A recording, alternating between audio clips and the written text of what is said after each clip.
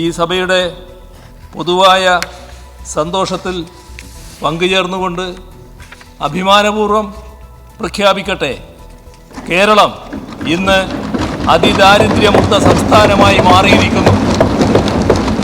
2021 പുതിയ മന്ത്രിസഭയുടെ സത്യപ്രതിജ്ഞയ്ക്ക് ശേഷം ചേർന്ന ആദ്യ മന്ത്രിസഭാ യോഗത്തിലെടുത്ത പ്രധാന തീരുമാനമായിരുന്നു അതിദാരിദ്ര്യ നിർമ്മാർജ്ജനം. നിയമസഭാ തെരഞ്ഞെടുപ്പ് വേളയിൽ ജനങ്ങൾക്ക് നൽകിയ ഒരു സുപ്രധാന വാഗ്ദാനം നിറവേറ്റുന്നതിൻ്റെ തുടക്കം കൂടിയായിരുന്നു ഇത്. കേരളം അതീവ ദരിദ്രരഹിത സംസ്ഥാനമാണെന്നുള്ള ശുദ്ധ തട്ടിപ്പാണ് മുഖ്യമന്ത്രി റൂൾ 300 സ്റ്റേറ്റ്മെന്റിലൂടെ കൊടുക്കുന്നത്. അതുകൊണ്ട് ഞങ്ങൾ അതിനോട് കൂട്ടുനിൽക്കാൻ ഞങ്ങളില്ല. ഈ സഭയെ അവഹേളിച്ചുകൊണ്ടാണ് ഇന്ന് ഈ റൂൾ 300 രാവിലെ പത്രത്തിൽ വന്ന പരസ്യം മുഖ്യമന്ത്രി റൂൾ 300 വായിക്കുന്നതിൽ എന്ത് പ്രസക്തിയാണ്? ഞങ്ങൾ അതുകൊണ്ട് ഈ സഭാ നടപടികൾ പൂർണ്ണമായി ബഹിഷ്കരിക്കുന്നു. ബഹുമാനപ്പെട്ട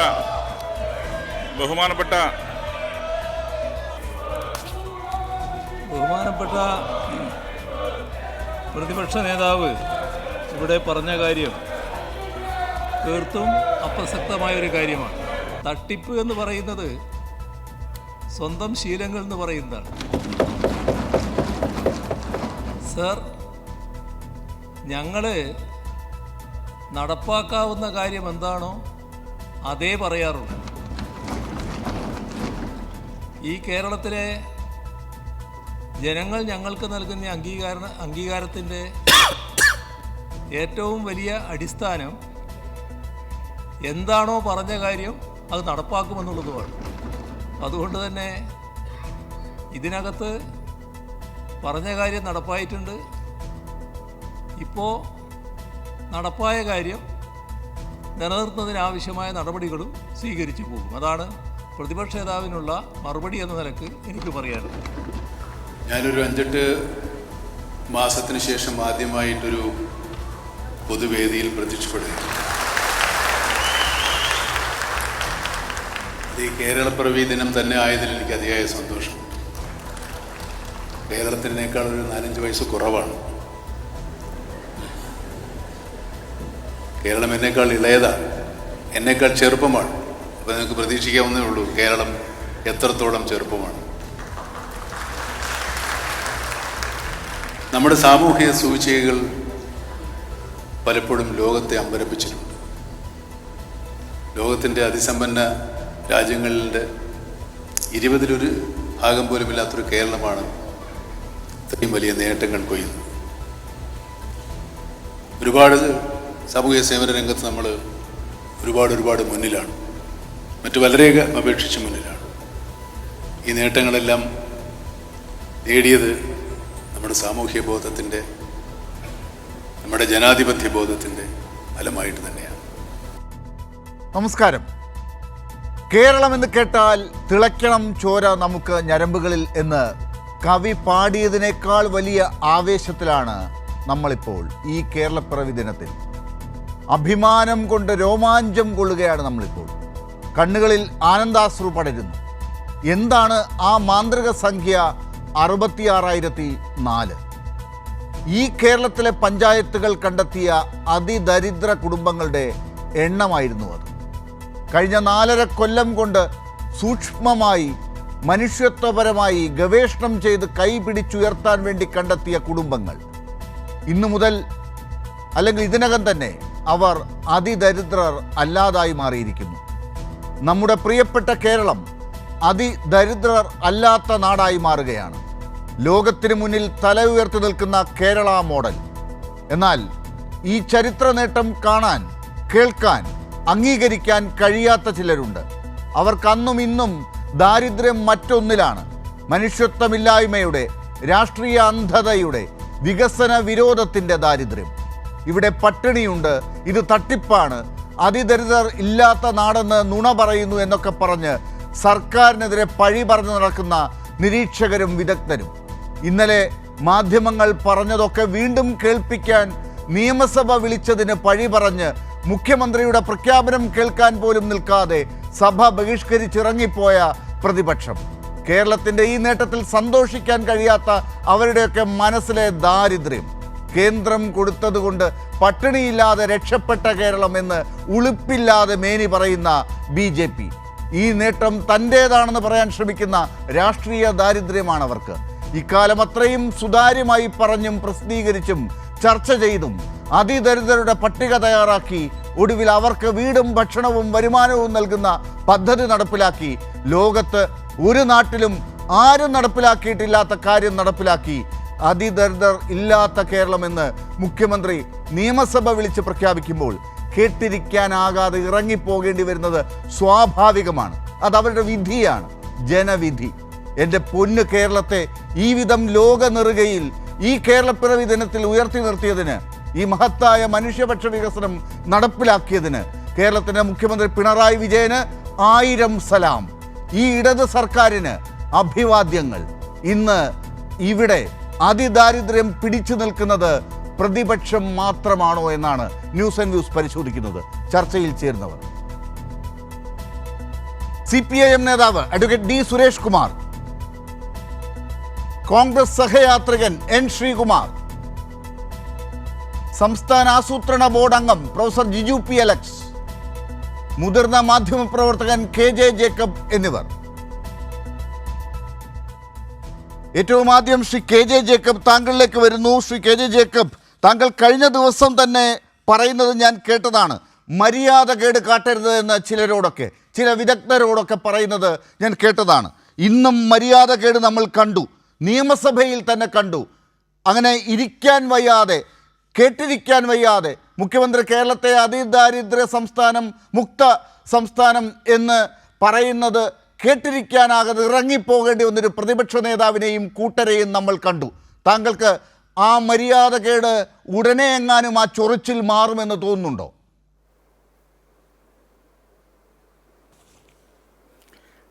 സത്യത്തിൽ പ്രതിപക്ഷം ഇറങ്ങിപ്പോകേണ്ട ആവശ്യമില്ല. ഞാൻ മനസ്സിലാക്കിയിടത്തോളം ഇതിൻ്റെ അകത്ത് ഈ പദ്ധതി നടപ്പാക്കുന്നത്, ഇതിൻ്റെ ഗുണഭോക്താക്കളെ കണ്ടുപിടിക്കുന്നത്, ഇത് നടപ്പാക്കുന്നതൊക്കെ സത്യത്തിൽ പഞ്ചായത്തുകളും മുനിസിപ്പാലിറ്റികളും കോർപ്പറേഷനുകളുമാണ്. അതിന് സംസ്ഥാന സർക്കാരിൻ്റെ ഒരു പദ്ധതി, അതിൻ്റെ മേൽനോട്ടം, അതിൻ്റെ പണം എനിക്ക് തോന്നുന്നു പഞ്ചായത്തുകളും തദ്ദേശ സ്വയംഭരണ സ്ഥാപനങ്ങളും പണം കൊടുക്കുന്നുണ്ട്. സംസ്ഥാന സർക്കാരിൻ്റെ ഒരു പദ്ധതി ഏറ്റവും അടിത്തട്ടിൽ നടപ്പാക്കുന്നത് മുഴുവൻ നമ്മുടെ തദ്ദേശ സ്വയംഭരണ സ്ഥാപനങ്ങളാണ്. തദ്ദേശ സ്വയംഭരണ സ്ഥാപനങ്ങളിലെ 40% ഭരിക്കുന്നത് UDF ആണ്. അപ്പോൾ സത്യത്തിൽ ഇത് UDFൻ്റെ കൂടി വിജയമായിട്ടാണ് അവരിത് കണക്കാക്കേണ്ടത്. ഇതിൻ്റെ അകത്തൊരു പ്രശ്നം എനിക്ക് തോന്നുന്നു ഡോക്ടർ ലാൽ, ഈ പദ്ധതി പ്രഖ്യാപിക്കുന്നു, ഇതിൻ്റെ ഈ ഘട്ടം പൂർത്തിയാക്കുന്നു എന്ന് കണ്ടപ്പോഴാണ് കുറേ മനുഷ്യരൊക്കെ പെട്ടെന്ന് ചാടി എണീറ്റ് എവിടെ ഇതിൻ്റെ കണക്ക്, എന്താണ് ഇതിൻ്റെ മാനദണ്ഡം എന്നൊക്കെ നോക്കി അലഞ്ഞ് വളരെ പെട്ടെന്ന് ചാടിയിറങ്ങുന്നത്. അത് എനിക്ക് തോന്നുന്നത് കൈരളി TV അടക്കമുള്ള കേരളത്തിലെ മാധ്യമങ്ങൾ കൂടി അതിൽ കുറ്റക്കാരാണെന്നുള്ളതാണ്. കാരണം സർക്കാർ അപ്പോൾ മുഖ്യമന്ത്രി എന്ന് പറഞ്ഞതുപോലെ ആദ്യത്തെ മന്ത്രിസഭ എന്ന് വെച്ചാൽ 4.5 വർഷമായി. നിങ്ങൾ ഈ 4.5 വർഷവും എല്ലാ ദിവസവും വൈകുന്നേരം ചർച്ച നടത്താറുണ്ട്.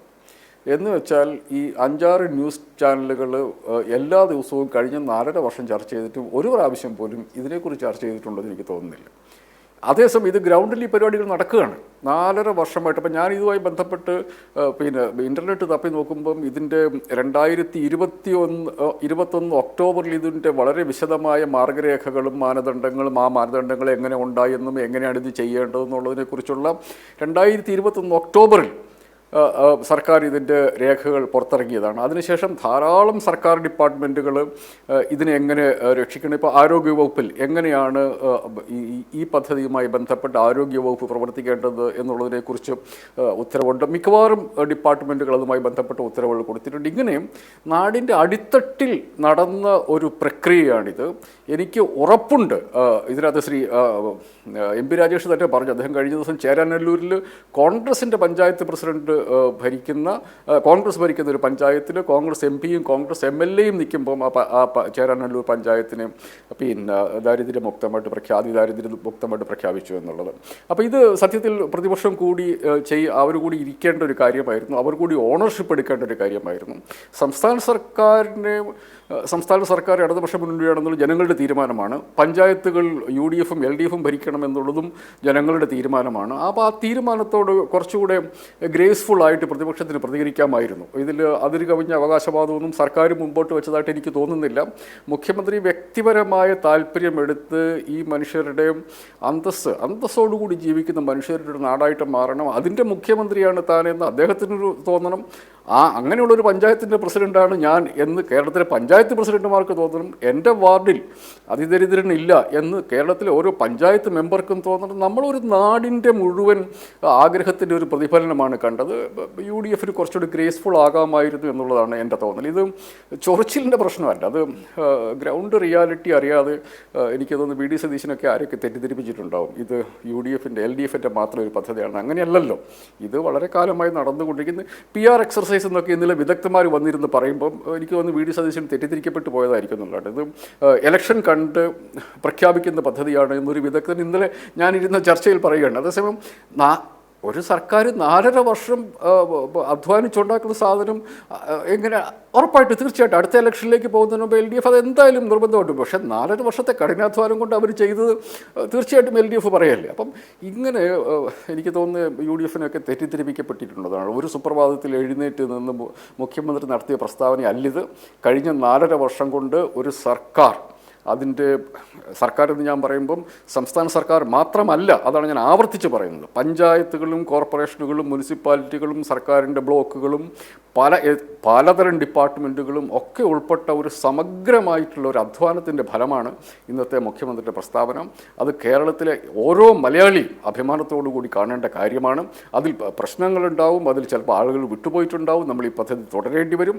അങ്ങനെയൊക്കെയാണെങ്കിലും നമ്മൾ അറ്റ്ലീസ്റ്റ് 64,000 കുടുംബങ്ങളെയും അന്തസ്സോടുകൂടി ജീവിക്കാൻ അർഹമായിട്ടുള്ള എല്ലാ മനുഷ്യരെയും പോലെ അന്തസ്സോടുകൂടി ജീവിക്കാൻ പറ്റുന്ന ആളുകളാക്കി മാറ്റി എന്നുള്ളത് ഓരോ മലയാളിക്കും അഭിമാനിക്കാവുന്നതാണ്. അതിൽ UDF കുറച്ചുകൂടി ഗ്രേസ്ഫുൾ ആകേണ്ടതായിരുന്നു എന്നൊരു തോന്നലിരിക്കുന്നു. ശരി, ഞാൻ തിരിച്ചു വരാം. ശ്രീ KJ ജേക്കബ്, ഞാൻ അഡ്വക്കേറ്റ് സുരേഷ് കുമാറിലേക്ക് പോകുന്നതിന് മുൻപ് സംസ്ഥാന ആസൂത്രണ ബോർഡ് അംഗം പ്രൊഫസർ ജിജു P. അലക്സ് നമ്മളോടൊപ്പം ചേർന്നിട്ടുണ്ട്. Professor Jiju P. അലക്സ്, നോക്കൂ, ഞാനൊരു വാക്ക് ചൊറിച്ചിൽ എന്ന് ക്ഷമ കെട്ടാണ് ഇത്രയും കാലത്തെ എൻ്റെ ഈ ചർച്ചാ അവതരണ കാലങ്ങളിൽ ഞാൻ ഉപയോഗിച്ചിട്ടില്ലാത്തൊരു വാക്കാണ് ഞാൻ ഉപയോഗിച്ചത്. അത് പ്രതിപക്ഷ നേതാവിന് ചാർത്തേണ്ടതല്ല എന്ന് ശ്രീ KJ ജേക്കബ് പറഞ്ഞിട്ടുണ്ട്. ഞാൻ ആ മാന്യതയെ അംഗീകരിക്കുന്നു.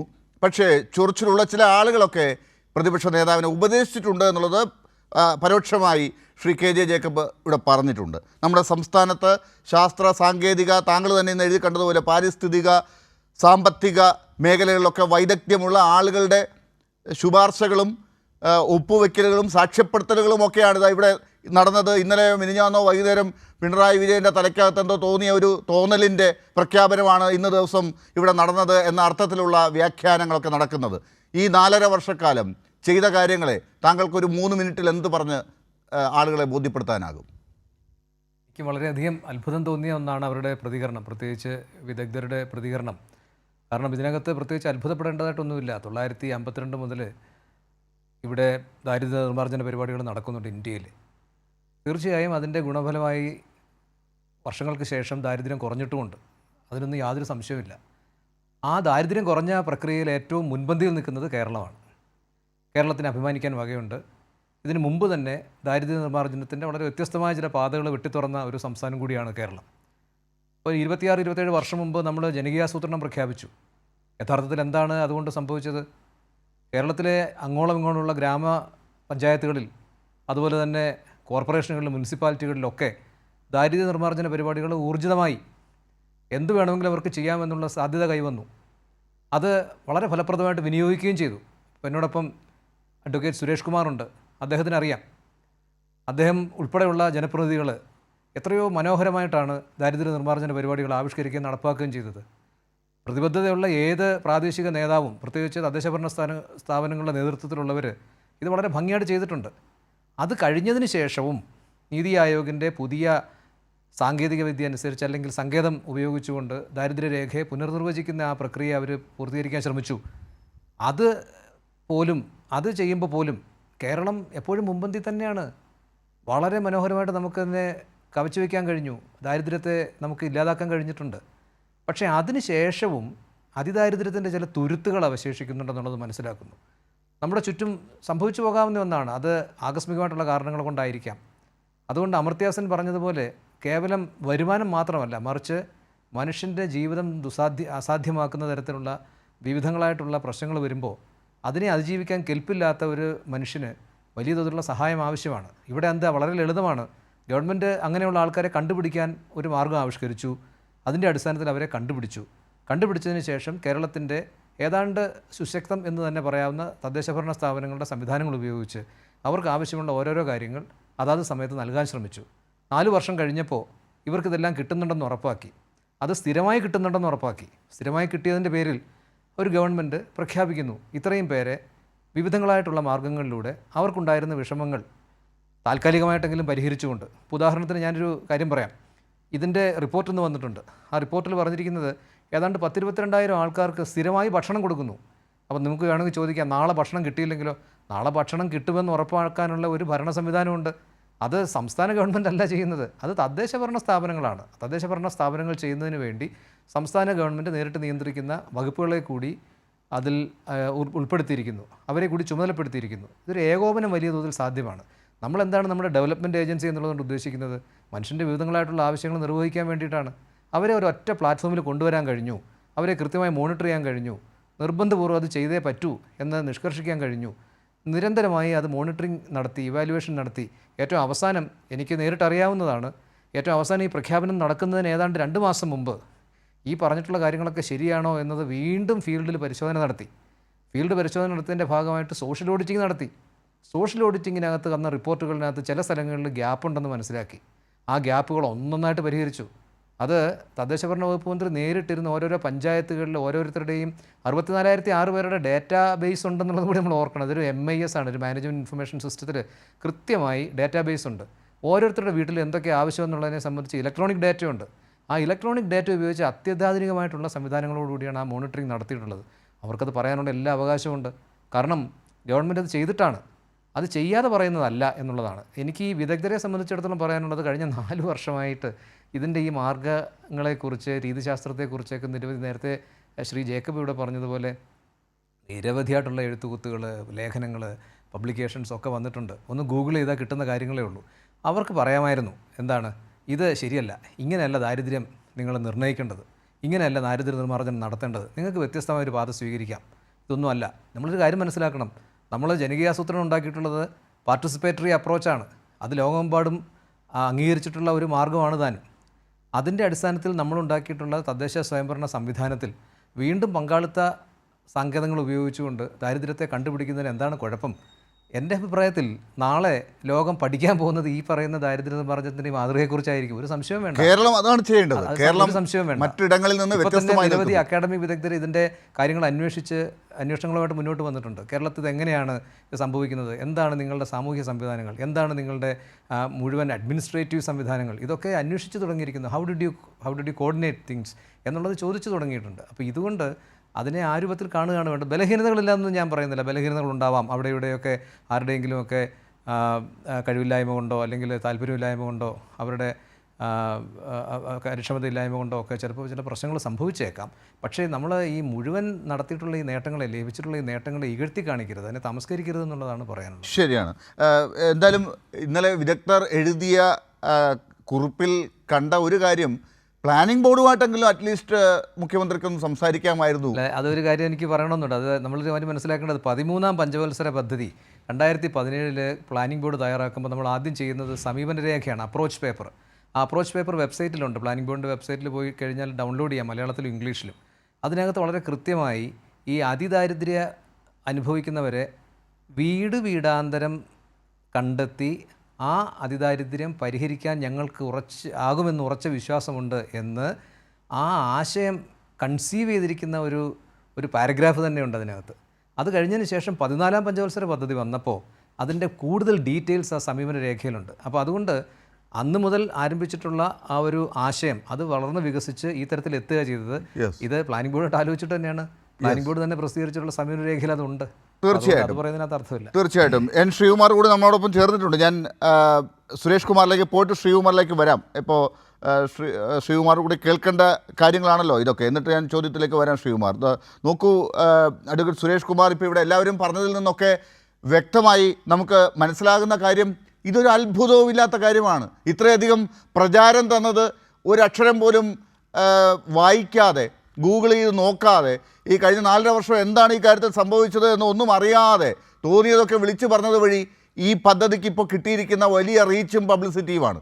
അതാണിപ്പോൾ സംഭവിച്ചിരിക്കുന്നതെന്നാണ് എനിക്ക് തോന്നുന്നത്. ശ്രീ സുരേഷ് കുമാർ, ഇതാ നോക്കൂ, മുഖ്യമന്ത്രി 2021 അദ്ദേഹം ആദ്യത്തെ വാർത്താ സമ്മേളനത്തിൽ പറഞ്ഞത്, ആദ്യ മന്ത്രിസഭാ യോഗത്തിലെടുത്ത തീരുമാനം, അതിനുശേഷം കിലയും പ്ലാനിംഗ് ബോർഡും ഒക്കെ ചെയ്തിട്ടുള്ള കാര്യങ്ങളൊക്കെ, പ്ലാനിംഗ് ബോർഡ് ഈ കാര്യങ്ങളൊക്കെ കൃത്യമായി പ്ലാൻ ചെയ്യുന്നുണ്ടായിരുന്നു. അതൊക്കെ ചർച്ചകളൊക്കെ നടക്കുന്നുണ്ടായിരുന്നു. കിലയിൽ ഇതുമായി ബന്ധപ്പെട്ട പരിശീലനങ്ങളും ശില്പശാലകളും ഒക്കെ നടക്കുന്നുണ്ടായിരുന്നു. കൈപ്പുസ്തകങ്ങൾ പുറത്തു വരുന്നുണ്ടായിരുന്നു. അതുപോലെ ഒരു കൈപ്പുസ്തകത്തിൽ, ഇതുമായി ബന്ധപ്പെട്ട കൈപ്പുസ്തകത്തിൽ മുഖ്യമന്ത്രിയാണ് അതിനകത്ത് സന്ദേശം ആദ്യം കൊടുത്തിരിക്കുന്നത്. മുഖ്യമന്ത്രി അന്ന് പറഞ്ഞ വാചകങ്ങൾ അദ്ദേഹം ഇന്ന് പറയുന്നത് തന്നെയാണത്. ഒരു വാക്കും അദ്ദേഹം മാറ്റി പറയുന്നില്ല. ആരാലും കണ്ടെത്താതെ, അതിജീവന ശേഷിയില്ലാതെ, ദാരിദ്ര്യത്തിൻ്റെ പിടിയിൽ അമർന്നൊറ്റപ്പെട്ട് കഴിയുന്ന നിരാലംബരായ അതിദരിദ്രരെ കണ്ടെത്തി പരിരക്ഷിക്കുന്നതിന് സർക്കാർ പ്രതിജ്ഞാബദ്ധമാണ്. സംസ്ഥാന സർക്കാരിൻ്റെ അഭിമാന പദ്ധതിയായി പ്രഖ്യാപിച്ചിട്ടുള്ള അതിദാരിദ്ര്യ നിർമ്മാർജ്ജനം 5 വർഷക്കാലത്തിനുള്ളിൽ സാക്ഷാത്കരിക്കേണ്ടതുണ്ട്. ആ നിലയിൽ സമയബന്ധിതമായി തീരുമാനങ്ങളും നടപ്പിൽ വരുത്തൽ പദ്ധതികളും ആവിഷ്കരിക്കേണ്ടതുണ്ട്. ഈ ദിശയിലേക്കുള്ള ആദ്യ ചുവടുവയ്പ്പാണ് അതിദരിദ്ര കുടുംബങ്ങളെ കണ്ടെത്താനുള്ള നിർണയ പ്രക്രിയകൾ. ഈ പഠനത്തിന് ആവശ്യമായിട്ടുള്ള കിലയുടെ നേതൃത്വത്തിൽ പുറത്തിറങ്ങുന്ന കൈപ്പുസ്തകത്തിന് എല്ലാവിധ ആശംസകളും നേരുന്നു. ഇതാണ് ആ കൈപ്പുസ്തകത്തിൻ്റെ ആമുഖത്തിൽ മുഖ്യമന്ത്രി പറയുന്നത്. അതല്ലേ നടന്നത്? ഇതിനെയൊക്കെ ഇപ്പോൾ മറ്റു രീതിയിൽ വ്യാഖ്യാനിക്കുന്ന അസൂയാലുക്കൾ എന്ന് വിളിക്കണോ അവരെ? ഞാൻ നേരത്തെ ഒരു വാക്ക് ഉപയോഗിച്ചത് വീണ്ടും പറയുന്നില്ല. ഇങ്ങനെയൊക്കെ പറഞ്ഞു പോയാൽ തെറ്റ് പറയാനാകുമോ അഡ്വക്കേറ്റ് സുരേഷ് കുമാർ?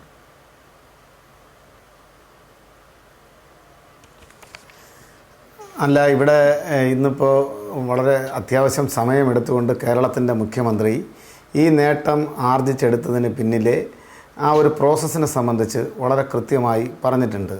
നമുക്കിപ്പോൾ ആ പ്രസംഗം വളരെ ശ്രദ്ധയോടുകൂടി വീക്ഷിക്കുന്ന അല്ലെങ്കിൽ ശ്രവിക്കുന്ന ഏതൊരാൾക്കും മനസ്സിലാവും ഇതിന് പിന്നിലെ പ്രയത്നത്തെ സംബന്ധിച്ച്. ഇവിടെ ജിജു സാറ് അത് വളരെ പ്ലാനിംഗ് ബോർഡ് അംഗം കൂടിയായിട്ടുള്ള ജിജു സാറ് വളരെ വ്യക്തമായി അതിനെ സംബന്ധിച്ച് വളരെ കാച്ചിക്കുറുക്കിയ വാക്കുകളിലൂടെ കൃത്യമായി പറഞ്ഞു കഴിഞ്ഞു. ഇതൊരു വലിയ പ്രോസസ്സാണ് നിലവിൽ വന്നത്.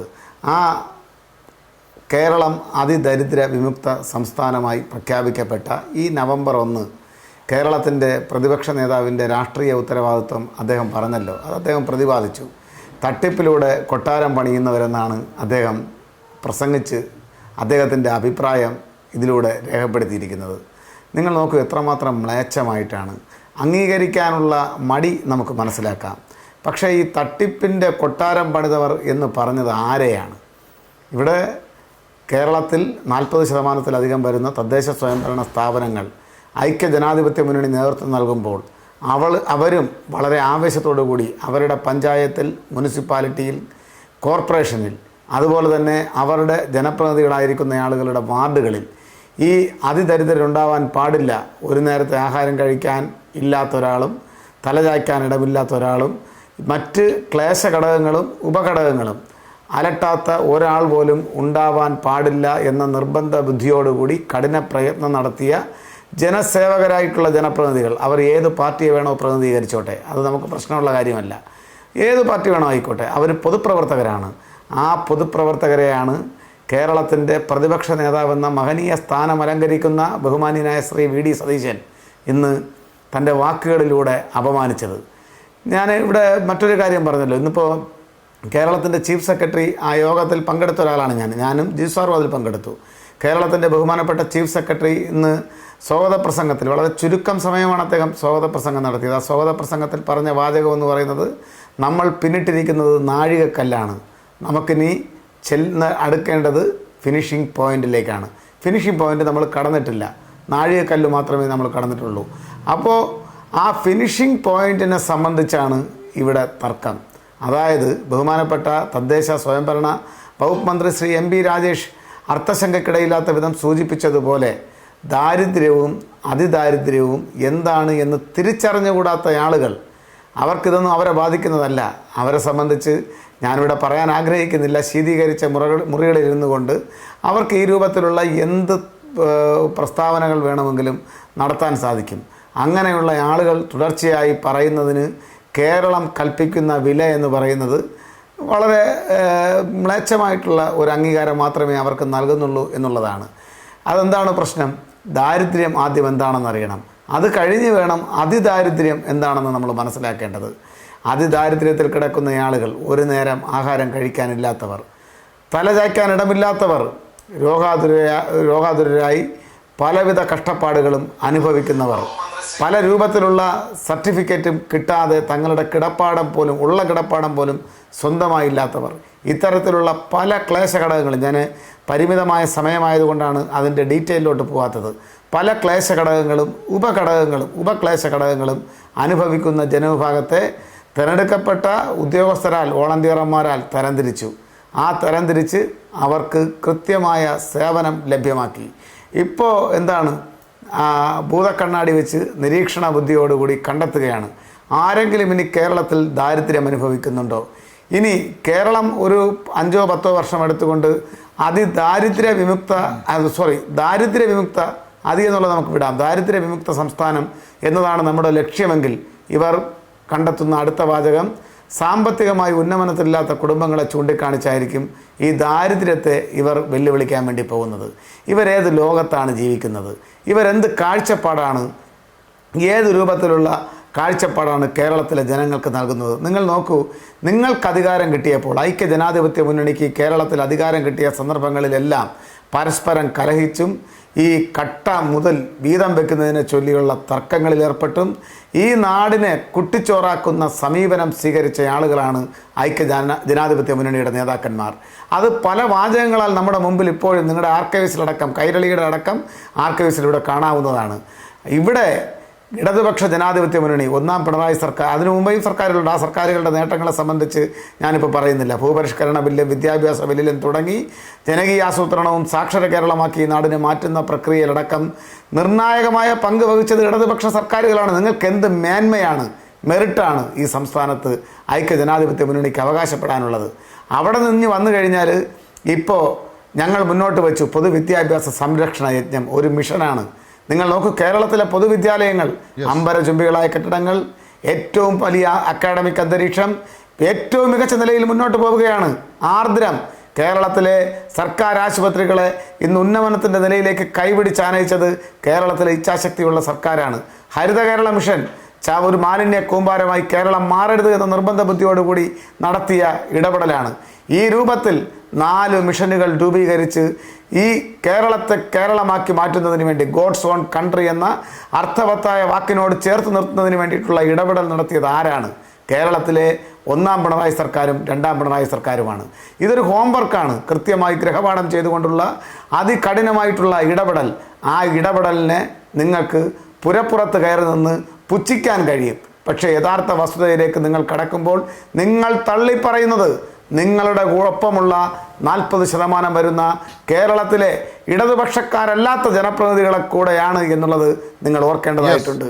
അതാണ് നിങ്ങൾ മറന്നുപോയ പാഠം. കേരളത്തിൻ്റെ പ്രതിപക്ഷ നേതാവും ഇന്ന് ഇതിനെതിരായി കൂകി വിളിക്കുന്ന ആളുകളും മറന്നുപോകുന്ന പാഠം എന്ന് പറയുന്നത് ഈ അതിദരിദ്ര വിമുക്ത സംസ്ഥാനമാക്കി കേരളത്തെ കൈപിടിച്ചാനയിക്കുന്നതിൽ ഒപ്പം ചേർന്ന് നിന്ന, തോളോട് തോൾ ചേർന്ന് നിന്ന ഐക്യ ജനാധിപത്യ മുന്നണിയുടെ ജനപ്രതിനിധികളെ കൂടെയാണ് നിങ്ങൾ ഇന്നത്തെ ഒറ്റ വാക്കിലൂടെ അപമാനിച്ചത് കേരളത്തിന്റെ പ്രതിപക്ഷ നേതാവ് എന്നത് നാം ഈ അവസരത്തിൽ ചേർത്ത് വെച്ച്. സുരേഷ് കുമാർ, എൻ ശ്രീകുമാർ, നോക്കൂ, അത് തന്നെയല്ലേ സത്യം?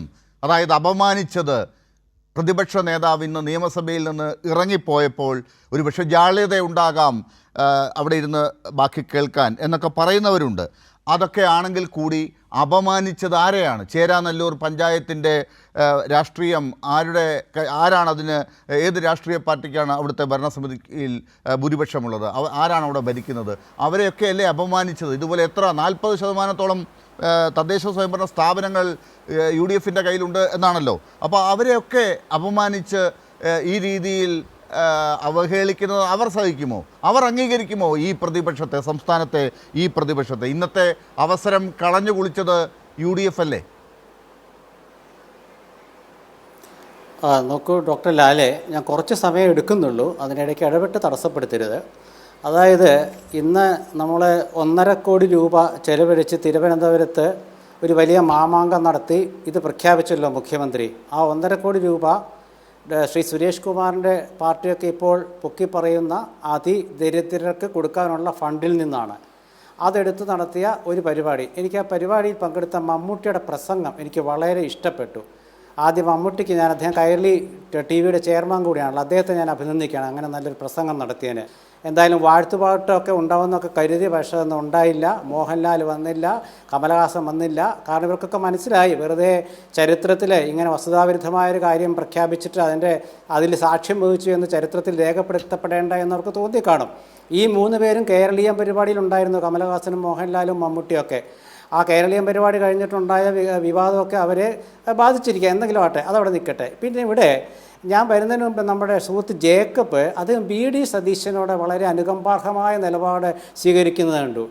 ഇവിടെ എന്താ വിഷയം എന്ന് വെച്ചാൽ ഇന്നലത്തെ ഒരു ക്യാപ്സ്യൂൾ, 2 ക്യാപ്സ്യൂൾ ഇപ്പോൾ ഇറങ്ങിയിട്ടുണ്ട്. ഒന്നെന്താണ്, ഇത് UDF-നും അഭിമാനിക്കാം, അത് പുതിയ ക്യാപ്സ്യൂളാണ് ഇന്നത്തെ. പിന്നെ അതുകൂടാതെ വേറൊരു ക്യാപ്സ്യൂൾ എന്താണെന്ന് വെച്ചാൽ നമ്മുടെ ഈ കഴിഞ്ഞ 4 വർഷം ഈ സർവേ നടത്തിയപ്പോൾ ഈ വിദഗ്ധരൊക്കെ എവിടായിരുന്നു, ഈ പ്രതിപക്ഷം എവിടായിരുന്നു, എന്താണ് അവർ അന്വേഷിക്കാണ്ടിരുന്നത്? ഈ 2 ക്യാപ്സ്യൂൾ ഇന്ന് വ്യാപകമായിട്ട് ഓടിയിട്ടുണ്ട്. അത് പല നമ്മുടെ ചാനൽ സുഹൃത്തുക്കളായ CPM സുഹൃത്തുക്കളായ മാധ്യമപ്രവർത്തകരൊക്കെ ഇന്ന് 3-4 ചാനൽ ഒരേപോലെ പറയുന്നത് കേട്ടു, കൈരളിയിലടക്കം. അപ്പോൾ അതുകൊണ്ട് ഞാനത് വല്ല ആസ്വദിച്ചു. അപ്പോൾ ശ്രീ ജേക്കബ് പറഞ്ഞത് ഇതിൽ VD സതീശനെ അവർ തെറ്റിദ്ധരിപ്പിച്ചു. പിന്നെ VD സതീശനെ തെറ്റിദ്ധരിപ്പിക്കാനല്ലേ ഇവിടെ എളുപ്പം. അതായത് VD സതീശൻ പറഞ്ഞ എന്താണ്, ഇതിൽ UDF പഞ്ചായത്താണെങ്കിലും LDF പഞ്ചായത്താണെങ്കിലും ഈ സർവേ നടത്തിയതൊക്കെ ഒരു ഉടായ്പ് സർവേ ആയിരുന്നു. ഏത് ഏജൻസിയാണ് നടത്തിയത്? ചീഫ് സെക്രട്ടറി പറഞ്ഞ എന്താണെന്നറിയാമോ? ഇതൊരു അനൗപചാരിക സർവേ ആയിരുന്നു. അനൗപചാരിക സർവേ നടത്തിയിട്ട് എങ്ങനെ ഔപചാരിക പ്രഖ്യാപനം നടത്തുന്ന മുഖ്യമന്ത്രി? ഒന്നാമത്തെ അവിടെ പിഴച്ചു ശ്രീ ജേക്കബ്. രണ്ടാമത്തെ കാര്യം എന്താണെന്ന് വെച്ചാൽ ഈ സർവേ അനൗപചാരിക സർവേ എന്ന് പറയുന്നത് ഈ രീതിശാസ്ത്രത്തിൽ ഒരു പദമാണത്. അത് ഫോർമൽ ആൻഡ് ഇൻഫോർമൽ സർവേ എന്നുള്ളത്. ഇതൊരു ഇൻഫോർമൽ സർവേയിലൂടെ കണ്ടെത്തി എന്നുള്ളത് ഉദ്ദേശിച്ചത് അദ്ദേഹം ആ ടെക്നിക്കിനെ വിശേഷിപ്പിച്ചതാണ്. അല്ലാതെ ഇത് തോന്നിയ പോലെ എവിടെ പോയി ആരോ നടത്തിയെന്നല്ല. അല്ല, ഇപ്പൊ ചീഫ് സെക്രട്ടറിക്ക് പകരം ഡോക്ടർ ലാൽ പറഞ്ഞ ആര് വിശ്വസിക്കാൻ? ചീഫ് സെക്രട്ടറി പറഞ്ഞ അങ്ങനെ അല്ല, നിങ്ങൾ മനസ്സിലാക്കിയ തെറ്റാണ്. ഔപചാരികം എന്ന് വെച്ചാൽ ഇതൊരു ഗവൺമെൻറ്, ഇപ്പം ഗവൺമെൻറ്റിൻ്റെ ഏജൻസി ഇല്ലേ, ഏതെങ്കിലും ഒരു ഏജൻസി പറയണ്ടേ ഇതിൻ്റെ ആധികാരികത? ഇവിടെ ഇപ്പം എന്താണ് ഈ ചോദ്യം ഉന്നയിച്ചതാരും കോൺഗ്രസ്സുകാരല്ല, ഞാൻ ഒന്ന് ആ കാര്യത്തിൽ ഒരു ക്ലാരിറ്റി വരുത്തിക്കോട്ടെ താങ്കളുടെ അനുവാദത്തോടു കൂടി. അല്ല ഞാൻ പറഞ്ഞു കേട്ടെ നിങ്ങൾ ഞാൻ പറഞ്ഞു കേട്ടെ, എന്നെ വിളിച്ചിട്ട് പറയാൻ ചോദിക്കാതെ പറഞ്ഞോളൂ, ഞാൻ അവസാനിപ്പിക്കട്ടെ, എന്നിട്ട് നിങ്ങൾ ആരോടെ സംശയം ചോദിച്ചോ. ഞാൻ പറഞ്ഞു തീരട്ടെ. അതായത് ഈ തർക്കം വിവാദമായത് ഈ 2 ദിവസം കൊണ്ട് ഇത് UDF-നും അഭിമാനിക്കാമെന്നൊക്കെ പറയാനുള്ള കാരണം എന്താണെന്ന് അറിയാമോ? ഇടതുപക്ഷ സഹയാത്രികരായ കമ്മ്യൂണിസ്റ്റ് വിശ്വാസികളായ ഡോക്ടർ KP കണ്ണനും RVG മേനോനും മുൻ മുഖ്യമന്ത്രി C അച്യുതമേനോൻ്റെ മകൻ ഡോക്ടർ രാമൻകുട്ടിയൊക്കെ ഉൾപ്പെടെ 10-20 പേര്, അതിൽ കുറച്ച് കോൺഗ്രസ്സുകാരുണ്ട്, ഇല്ലെന്ന് പറയുന്നില്ല, അങ്ങനെ 10-20 പേരിൽ ഭൂരിപക്ഷം ഇടതു ചിന്താഗതിക്കാരാ. അവരാണ് പറഞ്ഞത്, ഇതിൽ സംശയം പ്രകടിപ്പിച്ചത്. അപ്പോൾ അവർ പറഞ്ഞപ്പോൾ ഈ വിദഗ്ധർ എവിടെയായിരുന്നു എന്ന് ചോദിച്ചുകൊണ്ട് അവരെ അങ്ങ് തള്ളി പറഞ്ഞു. അപ്പോൾ എളുപ്പമായിരുന്നു. ബാക്കി വിദഗ്ധരും നേരത്തെ അപ്പുറത്തുണ്ടായിരുന്നവരും ഉപദേശിച്ചവരും ഒക്കെ ഈ ഇടതുകാർ തന്നെയാണല്ലോ, അവർ ഇടത് ലേബലിൽ തന്നെയാണല്ലോ ഇത്രയും കാലം ഉപദേശിച്ചുകൊണ്ടിരുന്നത്. അദ്ദേഹം പറയട്ടെ, ഞാൻ പൂർത്തിയാക്കട്ടെ. അതായത് ഇപ്പം ഈ UDF-ന്റെ പഞ്ചായത്തിന് അഭിമാനിക്കാന്നൊക്കെ പറയണം. അങ്ങനെ അഭിമാനം വേണ്ടെന്നേ. കാരണം ഈ ആശ്രയ പദ്ധതി കൊണ്ടുവന്ന് AK ആന്റണി കൊണ്ടുവന്നിട്ട് ആശ്രയ പദ്ധതി ഉമ്മൻചാണ്ടി നടപ്പാക്കി, VS നടപ്പാക്കി, പിണറായി വിജയനും അതിൻ്റെ പേരൊന്നും മാറ്റി, കേരള എന്തൊരു മിഷനാക്കി മാറ്റി, അങ്ങനെയൊക്കെ നടപ്പാക്കി വന്നത്. അപ്പം അതിലൊക്കെ കുറേ പേരൊക്കെ ഉന്നതി പ്രാപിച്ചിട്ടുണ്ട്. ഇന്നും ഇന്നലെയും ആദിവാസി ഗുരുകളിൽ നിന്നുള്ള അവരുടെ നേതാക്കൾ പറഞ്ഞിട്ടുണ്ട്, ഇത് തനി കള്ളത്തരമാണെന്ന് പറഞ്ഞിട്ടുണ്ട്. ആദിവാസി നേതാക്കൾ പരസ്യമായി പ്രസ്താവന ഇറക്കിയിട്ടുണ്ട്, വനിതാ നേതാക്കളടക്കം എല്ലാവരും പ്രസ്താവന ഇറക്കിയിട്ടുണ്ട്. അപ്പോൾ ഇതിൽ വിശ്വാസം വരുന്നത് ഈ ചർച്ചയിൽ പങ്കെടുക്കുന്ന നിങ്ങൾ 4 പേർക്കേ ഉള്ളൂ. ബാക്കി കേരളത്തിലെ ഒരാൾക്ക് ഇതിൽ വിശ്വാസമില്ല. 6 മാസത്തേക്കുള്ള പ്രഖ്യാപനമാണ് ശ്രീ ജേക്കബ് ഇത്. 6 മാസം കഴിഞ്ഞാൽ വേറൊരു പ്രഖ്യാപനം ജനുവരിയിൽ വരും. അതുവരെ ഇതൊക്കെ കൊണ്ട് നടക്കാം. കാരണം ഇലക്ഷൻ ഒന്ന് കഴിഞ്ഞ് കിട്ടണമല്ലോ. ഈ നമ്മുടെ ഇതിലിരിക്കുന്ന നമ്മുടെ CPM അനുകൂല സുഹൃത്തുക്കൾക്ക് ഒരു സ്വപ്നം ഉണ്ടല്ലോ, 3ാം പിണറായി. അപ്പോൾ 3ാം പിണറായി വരും, അവരുടെ സ്വപ്നം ഭരിക്കട്ടെ. അങ്ങനെയാണെങ്കിൽ പിന്നെ ഒരു 4 വർഷത്തേക്ക് മിണ്ടണ്ടല്ലോ. ഇതൊക്കെ ആർക്കാ അറിയാത്തത്? ഈ വക തട്ടിപ്പ് നടത്തുന്നതുകൊണ്ടാണ് ശ്രീകുമാർ, ഒറ്റ കാര്യം. അപ്പൊ ഈ കോൺഗ്രസ് ഭരിക്കുന്ന പഞ്ചായത്തുകളിലൊക്കെ ഈ കാര്യങ്ങളൊക്കെ ഈ തട്ടിപ്പിന്റെ ഭാഗമായി തന്നെയാണോ പൂർത്തിയാക്കിയത്? കോൺഗ്രസ് ഭരിക്കുന്ന പഞ്ചായത്തുകൾ നടന്നിട്ടുണ്ട്. അത് ആശ്രയ പദ്ധതിയിൽപ്പെട്ട ഒരുപാട് പേര് നേരത്തെ തന്നെ അതിദാരിദ്ര്യ മുക്തരായി കഴിഞ്ഞിരിക്കുന്നു. അവർ കുറച്ച് പേരുണ്ട്, ഒരു 3-4 പേരൊക്കെ ഓരോ പഞ്ചായത്തിലൊക്കെ വന്നിട്ടുണ്ട്. അതുകൊണ്ടായില്ലല്ലോ കഴിഞ്ഞ 2 മാസം പക്ഷെ ചേരാനല്ലൂരിലൊക്കെ പ്രഖ്യാപിച്ചത് അങ്ങനെ അല്ലല്ലോ. ഇപ്പൊ ചേരാനല്ലൂരിൽ തന്നെ ഉദാഹരണമായിട്ട് എടുത്താൽ പ്രഖ്യാപിച്ചത് അങ്ങനെ അല്ലല്ലോ. താങ്കൾ ഈ പറഞ്ഞതുപോലെ അല്ലല്ലോ. നോക്കൂ ലാലെ, 1000-ലധികം പഞ്ചായത്തുണ്ട്. ചേരാനല്ലൂരെന്ന് എനിക്കറിയില്ല, 1000-ലധികം പഞ്ചായത്തുണ്ട്. ഞാൻ Mammootty, CPM MLA Mammootty, Shoranur MLA, അദ്ദേഹത്തിന് മന്ത്രി കൊടുത്തൊരു പ്രസ്താവനയുണ്ട് 5 ലക്ഷം പേരെന്ന്. അതെങ്ങനെയാണ് പെട്ടെന്ന് 64,000? ഇന്ന് രസമതല്ല, അതും കൂടെ പറഞ്ഞു തരാം, അതും കൂടെ ഒന്ന് കേൾക്ക്. ഇന്ന് മുഖ്യമന്ത്രിയുടെ പ്രസംഗമാണ് കേട്ടോ. അഡ്വക്കേറ്റ് സുരേഷ് കുമാർ മുഖ്യമന്ത്രി പ്രസംഗിക്കുകയാണ്. 64,006 തെറ്റി കേട്ടോ. കാരണം ഒരാൾ നേരത്തെ വിട്ടുപോയി, അതുകൂടെ ചേർത്ത് 4 അല്ല 6 ഇങ്ങനൊക്കെ പറയുമ്പം തന്നെ ഇത് തട്ടിപ്പാന്ന് മനസ്സിലാവില്ലേ? ഇന്നലെ വരെ ഇല്ലാത്ത ഒരാൾ ഇന്നെങ്ങനെ പെട്ടെന്ന് കയറിയേ? അപ്പം ജനങ്ങളുടെ മുമ്പിൽ എന്തൊക്കെയോ വിളിച്ചു പറഞ്ഞുകൊണ്ട് പ്രസംഗിച്ചാൽ ഇതൊക്കെ ഒരാളെ കാണാനില്ലെന്നല്ല പറഞ്ഞത്, തെറ്റിപ്പോയി എന്നല്ല അദ്ദേഹം പറഞ്ഞത്. ആ കഥ പറഞ്ഞതാണ്, എങ്ങനെയാണ് അവസാനത്തെ ആൾ കൂടി അതിനകത്തേക്ക് വന്നത് എന്നത് അദ്ദേഹം വിശദീകരിച്ചതാണ്. താങ്കൾ അത് ശ്രദ്ധിച്ച് കേട്ടില്ല. മമ്മൂട്ടിയുടെ പ്രസംഗത്തിൽ താങ്കൾ മുങ്ങിപ്പോയി. മോഹൻലാലിനെ താങ്കൾ പ്രതീക്ഷിക്കുകയും ചെയ്തു, കമലഹാസനെയും താങ്കൾ പ്രതീക്ഷിച്ചു, വന്നില്ല. പക്ഷേ ഇന്ന് രാവിലെ വരെ അവരൊക്കെ വരുന്നു, സിനിമാക്കാരുടെ പരിപാടിയാണ് എന്നുള്ള ബഹളമായിരുന്നു താങ്കളെപ്പോലുള്ളവർക്ക്. ഉച്ചയായപ്പോൾ മമ്മൂട്ടി മാത്രമേ വന്നുള്ളൂ, മറ്റുള്ളവരെ ഞങ്ങൾ പ്രതീക്ഷിച്ചിട്ട് കിട്ടിയില്ല എന്ന പരാതിയുമായി. ശ്രീ KJ ജേക്കബ്, ഒരു മറുപടി വേണം. ഈ താങ്കൾ നേരത്തെ പറഞ്ഞതിനെയൊക്കെയാണല്ലോ ഈ വിമർശിച്ചത്.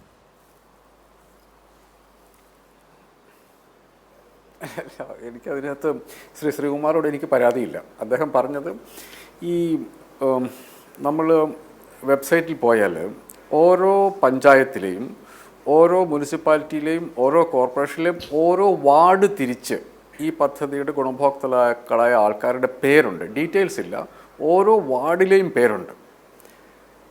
ഇവർ പറയട്ടെ അങ്ങനെ അല്ലാന്ന്. ഞാനതാണ് പറയുന്നത്. ഈ എയറിൽ നിന്ന് തട്ടിപ്പാണ് എന്ന് പറയാം, ആർക്കും പറയാം, എന്തും പറയാം. ഒരു കണക്ക് വെച്ചിട്ട് ഇതാ ഇന്നതാണ് ഇതിൻ്റെ അകത്തെ കഥ. ഈ പറയുന്ന മനുഷ്യരൊന്നും ഇതിൽ 64,000 പേര് അവർ കൃത്യമായിട്ടുള്ള ക്ലേശ ഘടകങ്ങളുടെ ഭാഗമായിട്ട് സാധാരണഗതിയിലുള്ള ജീവിതം മുമ്പോട്ട് കൊണ്ടുപോകാൻ പറ്റാത്ത ആളുകളാണ്. അവരെ ജീവിക്കാൻ പറ്റുന്ന അവസ്ഥയിലേക്കാക്കി. ഈ വസ്തുതയെ നിങ്ങൾ തട്ടിപ്പ് എന്ന് പറയണമെങ്കിൽ അതിന് തെളിവ് കൊടുക്കണം. നിങ്ങളുടെ അടുത്തുണ്ടോ എന്തെങ്കിലും ഉണ്ടോ?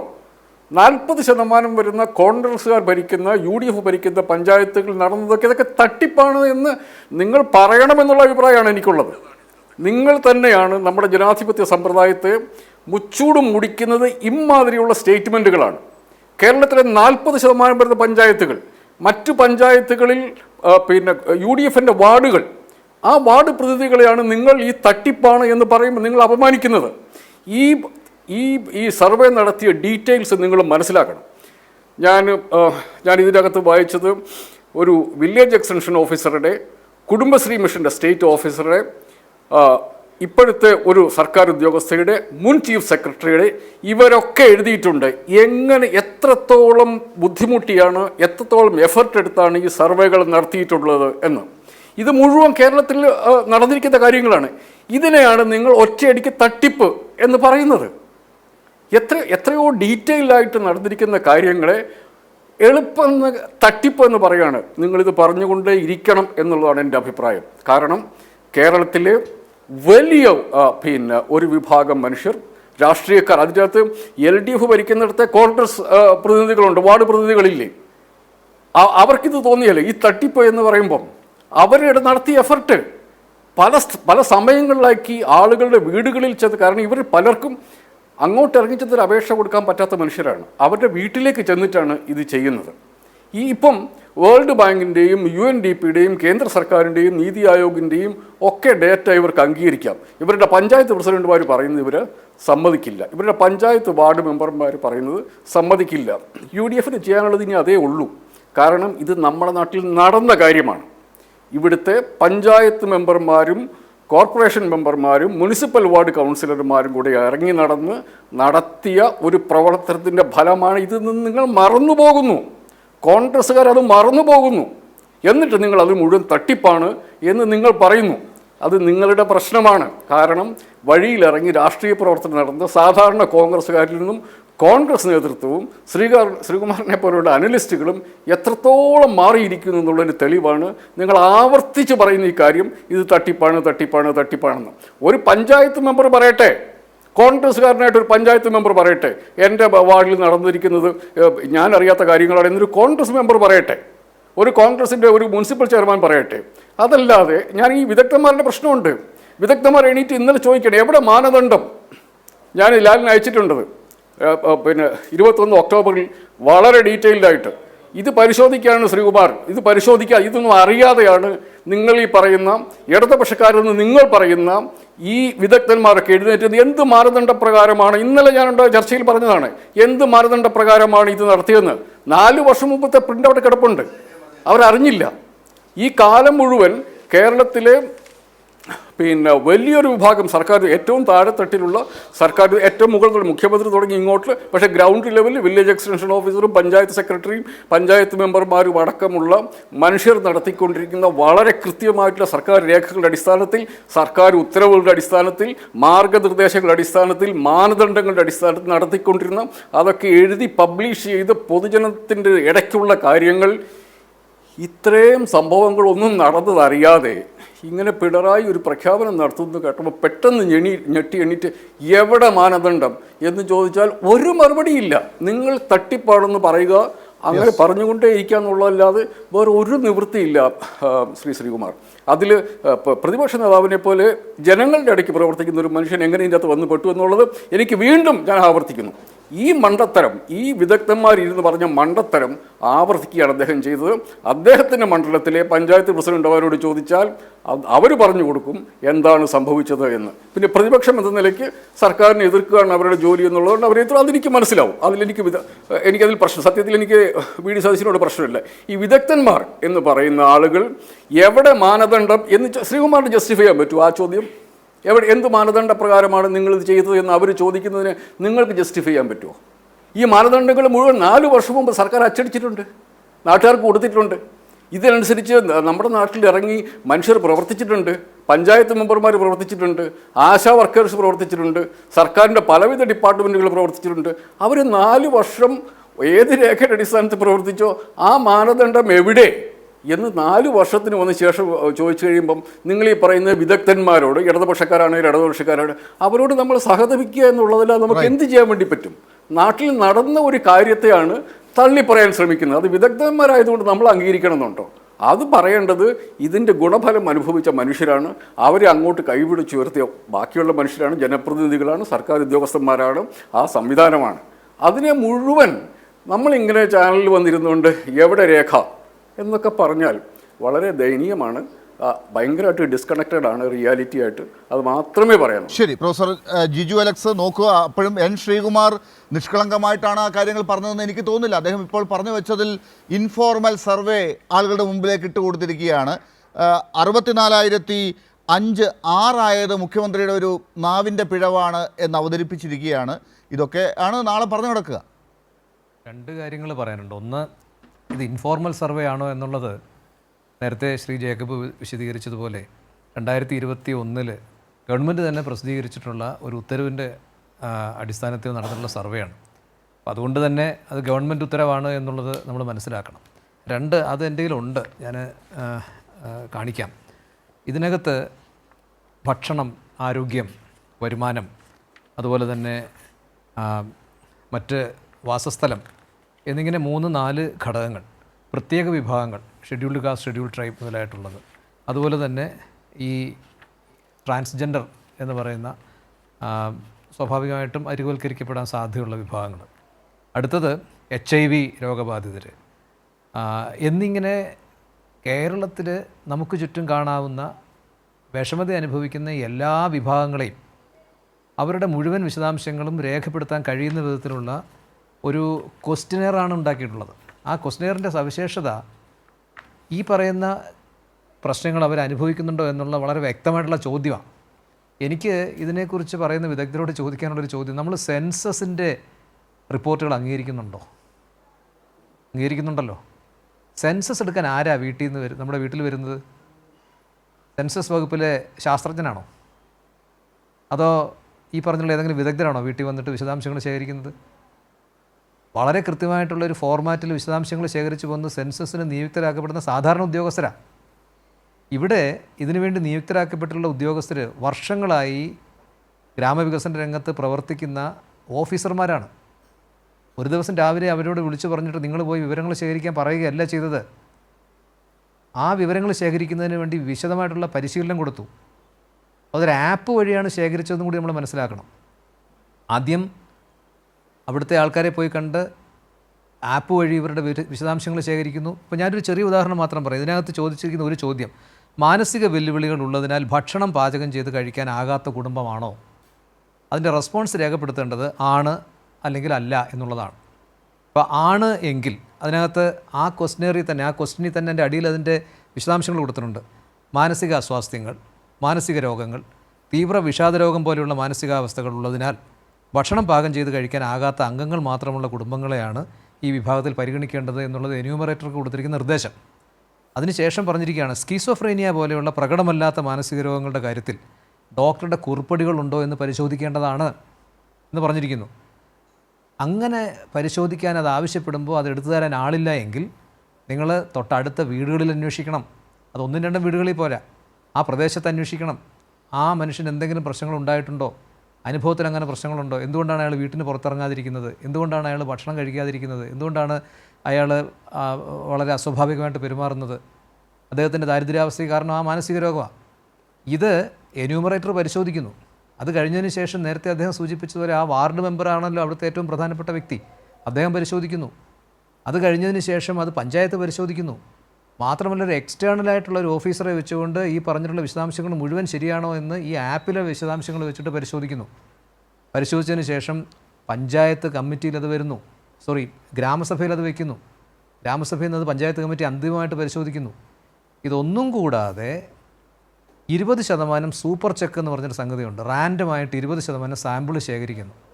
ആ റാൻഡമായിട്ട് 20% സാമ്പിൾ ശേഖരിച്ചിട്ട് 5% കൂടുതൽ വ്യതിയാനം കണ്ടെത്തിയിട്ടുണ്ടെങ്കിൽ, എന്ന് വെച്ചാൽ നമ്മൾ ഈ പറഞ്ഞിരിക്കുന്ന എന്യൂമറേറ്റർ ശേഖരിച്ച ഡേറ്റയും അവരുടെ യാഥാർത്ഥ്യവും തമ്മിൽ താരതമ്യപ്പെടുത്തി 5%-ലധികം വ്യതിയാനം ഉണ്ടെങ്കിൽ ആ മുഴുവൻ വിശദാംശങ്ങളും വീണ്ടും ശേഖരിക്കുന്നു. ആ മുഴുവൻ സ്ഥലത്തുനിന്നും ശേഖരിച്ചതിന് ശേഷം അത് വീണ്ടും MIS-ലോട്ട് അല്ലെങ്കിൽ ഈ പറഞ്ഞ ആപ്പിലോട്ട് കൊണ്ടുവരുന്നു.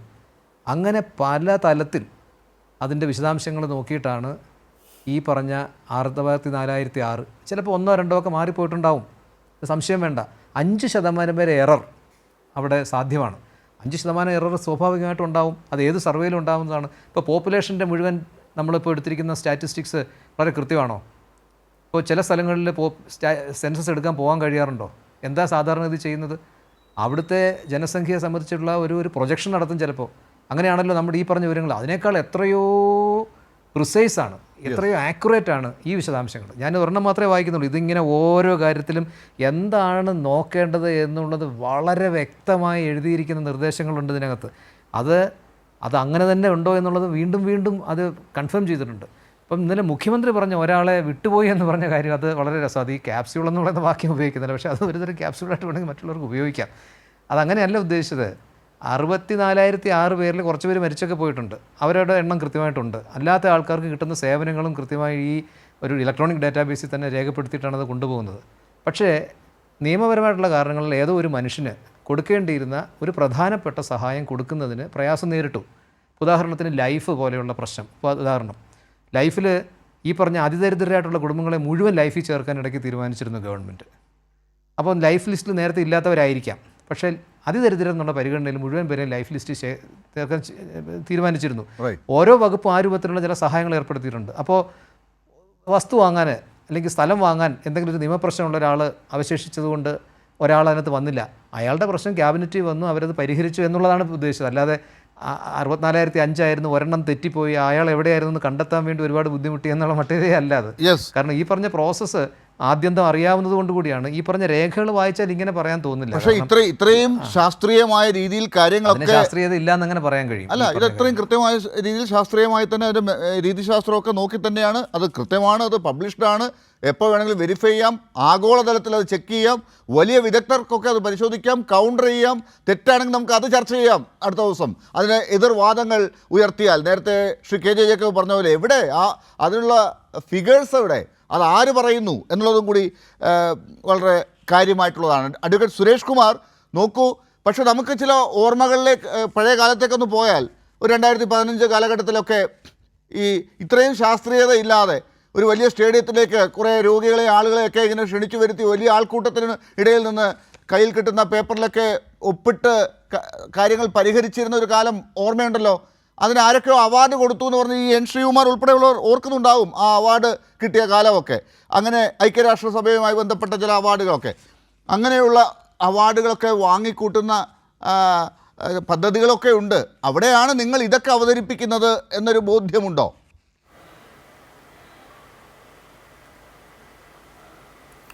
അല്ല, ഞാൻ ബഹുമാനപ്പെട്ട ശ്രീ എൻ ശ്രീകുമാർ അദ്ദേഹത്തിൻ്റെ വാക്കിൽ ആ ചർച്ചയിൽ അദ്ദേഹത്തിന് കിട്ടിയ സന്ദർഭത്തിൽ ഉടനീളം പ്രയോഗിച്ച വാക്കുകളിലെ ഒരു പരിഹാസ രൂപേണയുള്ള അഭിപ്രായ പ്രകടനങ്ങൾ അതിന് ഞാൻ ഇവിടെ മുഖവിലക്കെടുക്കുന്നില്ല. കാരണം അത് അവരുടെ ഒരു ശീലമാണ്. നിങ്ങൾ നോക്കൂ, കേരളത്തിൽ ഞാൻ നേരത്തെ സൂചിപ്പിച്ചതുപോലെ ഭൂപരിഷ്കരണ ബില്ലും വിദ്യാഭ്യാസ ബില്ലും വന്നു. അന്ന് വിമോചന സമരം എന്ന പേരിൽ അങ്ങേയറ്റം പ്രതിലോമകരമായിട്ടുള്ള പ്രവർത്തനം നടത്തി ഈ രണ്ടിനെയും അട്ടിമറിക്കുന്നതിന് വേണ്ടിയിട്ടുള്ള ബോധപൂർവം ശ്രമം നടത്തിയ ഒരു രാഷ്ട്രീയ പാരമ്പര്യമാണ് ബഹുമാന്യനായ ശ്രീകുമാർ അവർ മുന്നോട്ട് വെക്കുന്ന രാഷ്ട്രീയ ആശയം. അതിപ്പോഴും ഫലപ്രദമായി അവരുടെ രീതിയിൽ നടപ്പിലാക്കിക്കൊണ്ടിരിക്കുകയാണ്.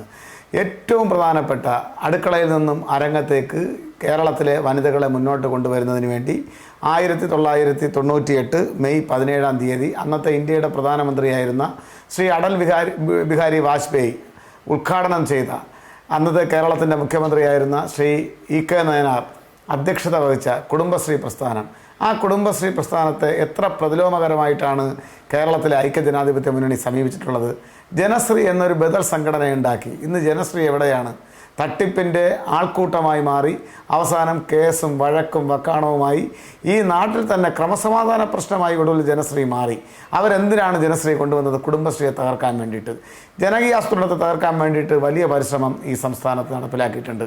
ഇങ്ങനെ ഏതു പുരോഗമനപരമായിട്ടുള്ള നാടിന് ഗുണം ചെയ്യുന്ന ആശയങ്ങൾ ഇടതുപക്ഷ ജനാധിപത്യ മുന്നണി ഗവൺമെൻറ്റുകൾ അതാത് കാലഘട്ടത്തിൽ കൊണ്ടുവന്നിട്ടുണ്ടോ അതിനെയെല്ലാം അട്ടിമറിക്കുന്നതിന് വേണ്ടി, അതിനെയെല്ലാം ഇല്ലായ്മ ചെയ്യുന്നതിന് വേണ്ടിയിട്ടുള്ള ബോധപൂർവമായ പരിശ്രമം ഇവർ ഈ നാട്ടിൽ നടത്തിയിട്ടുണ്ട്. ഇപ്പോൾ നമ്മൾ പൊതുവിദ്യാലയങ്ങളെ പരിപോഷിപ്പിക്കുന്നതിന് വേണ്ടിയിട്ടുള്ള പ്രവർത്തനങ്ങൾ ഏറ്റെടുക്കുമ്പോൾ അവർ സ്വകാര്യ സ്കൂളുകൾക്ക് എല്ലാ തരത്തിലുമുള്ള ഒത്താശയും ചെയ്തു കൊടുക്കുന്ന സമീപനം സ്വീകരിക്കും. പൊതു ആശുപത്രികൾ, സർക്കാർ ഉടമസ്ഥതയിലുള്ള ആശുപത്രികളെ നമ്മൾ വികസനത്തിൻ്റെ പാതയിലേക്ക് കൈപിടിച്ചാനയിക്കുമ്പോൾ അവർ സ്വകാര്യ ആശുപത്രികളെ സഹായിക്കുന്ന, അവർക്ക് അധികാരം കിട്ടുമ്പോൾ അവർ സ്വകാര്യ ആശുപത്രികളെ സഹായിക്കുന്ന നിലപാട് സ്വീകരിക്കും. ഇത് കേരളത്തിൽ കഴിഞ്ഞ കുറേ കാലമായി നിലനിൽക്കുന്നൊരു പ്രവണതയാണ്. ആരും പിന്നെ പറയാൻ ചില ആളുകൾ മടി കാണിക്കും, ഇതിനെ തുറന്നു പറയാൻ തയ്യാറാകില്ല. ഈ ആശയം തന്നെയാണ് അതിദരിദ്ര വിമുക്ത സംസ്ഥാനമായി ഈ സംസ്ഥാനം മുന്നോട്ട് പോകുമ്പോൾ അത് പാടില്ല, അതിവിടെ ഉണ്ടാകാൻ പാടില്ല എന്ന രൂപത്തിലുള്ള നിലപാട് ഇവർ സ്വീകരിക്കുന്നത്. ഇവിടെ Kerala Institute of Local Administration KILA, ആ കിലയിൽ നടത്തിയിട്ടുള്ള ഒരു എക്സസൈസ് ഉണ്ട്. അതെന്ന് പറയുന്നത് ഇതിനു വേണ്ടി നടത്തിയിട്ടുള്ള ഗ്രഹപാഠം. അതിൽ ഭാഗവക്കായിട്ടുള്ള ആളുകളാണ് ഇവിടെ ചർച്ചയിൽ പങ്കെടുക്കുന്ന മറ്റ് സഹ പാനലിസ്റ്റുകൾ. അവർക്കൊക്കെ അറിയാം ഇതിനു വേണ്ടി അവരെടുത്ത എഫർട്ട്, അവരെടുത്തിട്ടുള്ള ചർച്ചകൾ, അവരെടുത്തിട്ടുള്ള കൂട്ടായ തീരുമാനങ്ങൾ, അത് വികേന്ദ്രീകരിച്ച് പ്രായോഗിക തലത്തിൽ എത്തിക്കുന്നതിന് വേണ്ടിയിട്ടുള്ള കഷ്ടപ്പെട്ട ഇടപെടലുകൾ. ആ ഇടപെടലുകളുടെ ഉൽപ്പന്നമാണ് അതിദരിദ്ര വിമുക്ത സംസ്ഥാനമെന്ന് ലോകരാഷ്ട്രങ്ങൾക്ക് മുന്നിൽ അഭിമാനിക്കത്തക്ക നിലയിലേക്ക് ഇന്ന് കേരളത്തിൻ്റെ സംസ്ഥാനം മാറിയത്. അത് അവർക്കൊട്ടും സഹിക്കുന്നില്ല. അത് സ്വാഭാവികമായും ആ സൂക്കേട്, ആ സഹിക്കയില്ലായ്മ ഇങ്ങനെ പുറത്തു വന്നുകൊണ്ടേയിരിക്കും. അത് മറ്റ് രാഷ്ട്രീയ കാര്യങ്ങൾ പോലെ ഇത് കാണരുത് എന്ന റിക്വസ്റ്റാണ് എനിക്ക് ബഹുമാന്യനായ ശ്രീകുമാറിനോട് പറയാനുള്ളത്. നിങ്ങൾ മറ്റു കാര്യങ്ങളിൽ രാഷ്ട്രീയമായി ആക്രമിച്ചോളൂ, രാഷ്ട്രീയമായി നമുക്ക് യോജിപ്പിൻ്റെയും വിയോജിപ്പിൻ്റെയും പാത സ്വീകരിക്കാം. പക്ഷേ നമ്മുടെ നാട് ഇവിടെ ആദ്യം തന്നെ ചൊല്ലിയ കവിത പോലെ അഭിമാനപൂരിതമാകണം അന്തരംഗം, കേരളമെന്ന് കേട്ടാലോ തിളക്കണം ചോര ഞരമ്പുകളിൽ എന്ന് ഇൻട്രോ പറഞ്ഞതുപോലെ നമ്മൾ ഈ കേരളം ഒരു നേട്ടം ആർജിക്കുമ്പോൾ ആ നേട്ടത്തോടൊപ്പം നിൽക്കണ്ടേ. അല്ലാതെ ബീഹാറിൽ നമുക്ക് അതിവിമുക്ത ദരിദ്ര സംസ്ഥാനമായി അതിനെ പ്രഖ്യാപിക്കാൻ വേണ്ടി കഴിയൂ. കാരണം 40-50% അതിദരിദ്രർ അധിവസിക്കുന്ന ഒരു സ്റ്റേറ്റാണ് ബീഹാർ. കണക്കുകൾ പറയുന്നതാണ്. ഉത്തർപ്രദേശിൽ പറ്റുമോ? ജാർഖണ്ഡിൽ പറ്റുമോ? ഛത്തീസ്ഗഡിൽ പറ്റുമോ? പറ്റില്ല. അത് കണക്കുകൾ, നീതി ആയോഗിന്റെ കണക്കുകൾ. എവിടെയുമാകാം, പക്ഷെ കേരളത്തിൽ മാത്രം സാധിക്കില്ല എന്നുള്ളതാണല്ലോ നമ്മൾ കുറച്ചു കാലമായി കേൾക്കുന്നത്. അത് ആരാണെങ്കിലും അവരാണെങ്കിലും അത് മറ്റുള്ള ഇടങ്ങളിലാകാം, കേരളത്തിൽ മാത്രം പറ്റില്ല എന്നുള്ളത് നമ്മൾ കുറേ കേട്ടതാണ്. പക്ഷേ ഇത് ജനം ഇനി കാത്ത് നിൽക്കുമോ, ഇതൊക്കെ അനുവദിക്കുമോ എന്ന് തന്നെയാണ് അറിയേണ്ടത്. എൻ ശ്രീകുമാർ, നോക്കൂ, ഈ കാര്യങ്ങളൊക്കെ പ്രതിപക്ഷം കണക്കുകൾ തെറ്റാണെന്ന് ഇപ്പോൾ പറയുമ്പോൾ ഈ 4.5 കൊല്ലം ഇതൊക്കെ ഉണ്ടല്ലോ ഇവിടെ, എന്തുകൊണ്ട് ഇതുവരെ പറഞ്ഞില്ല? നോക്കൂ, ഇവിടെ ഡോക്ടർ അലക്സ് ഒരുപാട് കണക്കൊക്കെ പറഞ്ഞല്ലോ. ആ കണക്കുകൾ എന്തായാലും അദ്ദേഹത്തിൻ്റെ സുഹൃത്തുക്കളായ ഡോക്ടർ ഉമ്മനും ഡോക്ടർ RBG മേനോനും ഡോക്ടർ രാമകുട്ടിക്കും അതുപോലെ KP കണ്ണനൊക്കെ ഒന്ന് പറഞ്ഞ് മനസ്സിലാക്കി കൊടുക്കുക. അപ്പോൾ അവർ നേരത്തെ ലാല് പറഞ്ഞവർ അവരാണല്ലോ ചൊറിഞ്ഞു എന്ന് പറഞ്ഞത്. അപ്പോൾ അവർ കൃത്യമായിട്ട് വരും. അവരൊക്കെ ബുദ്ധിയില്ലാത്തവരാണെന്നുള്ള രീതിയിലൊന്നും സംസാരിക്കാൻ പാടില്ല കേട്ടോ. ഞങ്ങൾക്കൊക്കെ ഇപ്പോഴും ഒരു ബുദ്ധിയുള്ളവരാ, കമ്മ്യൂണിസ്റ്റുകളാണെങ്കിൽ. ഒന്ന്. രണ്ടാമത്തെ കാര്യം, ഇവിടെ ഉമ്മൻചാണ്ടി എവിടെയോ പറമ്പിൽ മറ്റേ മൈതാനത്തേക്ക് ആംബുലൻസ് കൊണ്ടുവന്നു. ശരി തന്നെയാണ്. ഉമ്മൻചാണ്ടിയുടെ ജനസമ്പർക്ക പരിപാടിയെ അദ്ദേഹം വിജയിച്ചുകൊണ്ടാണ് ശോഭയോടെ ഭരിച്ച മുഖ്യമന്ത്രി എന്ന് പിണറായി വിജയൻ പറഞ്ഞത്. മനസ്സിലായോ? കോട്ടയത്തെ വിലാപയാത്ര ലക്ഷങ്ങൾ അണിനിരുന്ന അതുകൊണ്ടാണ്. മനസ്സിലായോ? ഇനി മറ്റൊരു കാര്യം, ഈ കണക്കിനെ കുറിച്ചുള്ള സംശയങ്ങൾ തീരാത്ത എന്താണെന്ന് വെച്ചാൽ ആ കൃത്യം കണക്കല്ലാത്തതുകൊണ്ടാണ്. കൃത്യം കണക്കല്ലേ സംശയം വരും. 2 2 4 സംശയം വരില്ല. 2 2 4 എന്ന് പറഞ്ഞാൽ സംശയം വരും. ആ കണക്ക് തീർക്കാൻ 45 സെക്കൻഡിൽ കൂടുതൽ ഞാൻ തന്നിട്ടുണ്ട്. എന്തായാലും കമ്മ്യൂണിസ്റ്റുകൾക്ക് ആണ് താങ്കൾ പറഞ്ഞതുപോലെ ഉള്ളൂ. പിണറായി വിജയൻ ഉമ്മൻചാണ്ടിയുടെ ഭരണകാലം ശോഭയുള്ള കാലമാണെന്ന് പറഞ്ഞത് താങ്കൾ പറഞ്ഞ കമ്മ്യൂണിസ്റ്റുകാരുടെ ബുദ്ധി അത്രയ്ക്കേ ഉള്ളൂ. ഇന്നവിടെ പ്രസംഗിച്ച മമ്മൂട്ടിക്ക് പോലും അമിതാവേശം വരാത്ത ഓർമ്മയുണ്ടല്ലോ. മമ്മൂട്ടിക്ക് പോലും അമിതാവേശം. ഇനിയും തുടരും ഈ കാര്യങ്ങൾ എന്നാണല്ലോ, ഫിനിഷിംഗ് പോയിന്റിലല്ലോ, മൈൽ സ്റ്റോൺ ആണല്ലോ. കാരണം അത് വളരെ പ്രധാനപ്പെട്ട ഒരു പ്രഖ്യാപനമാണ്. കാരണം ഇതുകൊണ്ട് അവസാനിപ്പിക്കുകയല്ല, ഇതിന് വലിയൊരു ഉത്തരവാദിത്വം ഏറ്റെടുക്കുകയാണ് ഗവൺമെൻറ് ഒരു തരത്തിൽ. കാരണം അതിദാരിദ്ര്യത്തിലേക്ക് ആര് വേണമെങ്കിലും എപ്പോൾ വേണമെങ്കിലും വീണുപോകാം. ഈ പറഞ്ഞ കുടുംബങ്ങൾ തന്നെ വേണമെങ്കിൽ തിരിച്ച് ആ സ്ഥിതിയിലേക്ക് പോകാം. പുതിയ കുടുംബങ്ങൾ അതിനകത്ത് വന്നെന്ന് തരാം, വ്യക്തികൾക്കും അത് സംഭവിക്കാം. പക്ഷേ നമ്മളിപ്പോൾ ആഗ്രഹിക്കുന്നത് നമ്മുടെ തദ്ദേശഭരണ സംവിധാനത്തിനോടുകൂടി വളരെ കൃത്യമായിട്ടുള്ളൊരു ഒരു വിജിലൻസ് സംവിധാനം, ഒരു സോഷ്യൽ വിജിലൻസ് സംവിധാനം ഉണ്ടാവേണ്ടതായിട്ടുണ്ട്. ഇങ്ങനെയുള്ള ഏതെങ്കിലും കുടുംബങ്ങളുണ്ടോ, ആ തരത്തിൽ അതിദാരിദ്ര്യത്തിലേക്ക് വഴുതി വീഴാൻ സാധ്യതയുണ്ടോ, അതിനെക്കുറിച്ച് നിരന്തരമായിട്ടുള്ള ജാഗ്രത പുലർത്തുകയും അങ്ങനെ എവിടെയെങ്കിലും ലക്ഷണങ്ങൾ കണ്ടാൽ അപ്പോൾ അത് പരിഹരിക്കുകയും ചെയ്യാനുള്ളൊരു സംവിധാനം കേരളത്തിൽ ഉണ്ടാവുക എന്നുള്ളതാണ്. അപ്പോൾ പാലിയേറ്റീവ് കെയറിൻ്റെ ഒരു വലിയ സംവിധാനം വരുന്നു. ആ പാലിയേറ്റീവ് കെയറിൻ്റെ സംവിധാനം വരുന്നതോടുകൂടി അത്തരത്തിലുള്ള പ്രശ്നങ്ങൾ ഒരുപാട് അതൊക്കെ ആര് ചെയ്യേണ്ടി വരും എന്നുള്ളതാണ്. നമ്മുടെ സംവിധാനത്തിന്റെ ഒരു സവിശേഷത, നമുക്ക് ഇത്രത്തോളം സുശക്തമായിട്ടുള്ള തദ്ദേശഭരണ സംവിധാനം ഉണ്ടല്ലോ. ഏതാണ്ട് 10,000 കോടി രൂപയാണല്ലോ തദ്ദേശഭരണ സ്ഥാപനങ്ങൾ. സുരേഷ് കുമാർ, അക്കാര്യത്തിൽ എത്രമാത്രം എല്ലാ രാഷ്ട്രീയക്കാരും യോജിച്ചു നിൽക്കുന്നതാണ് ഇപ്പോഴത്തെ ഈ പോക്കുകൾ കാണുമ്പോൾ താങ്കൾക്ക് തോന്നുന്നത്?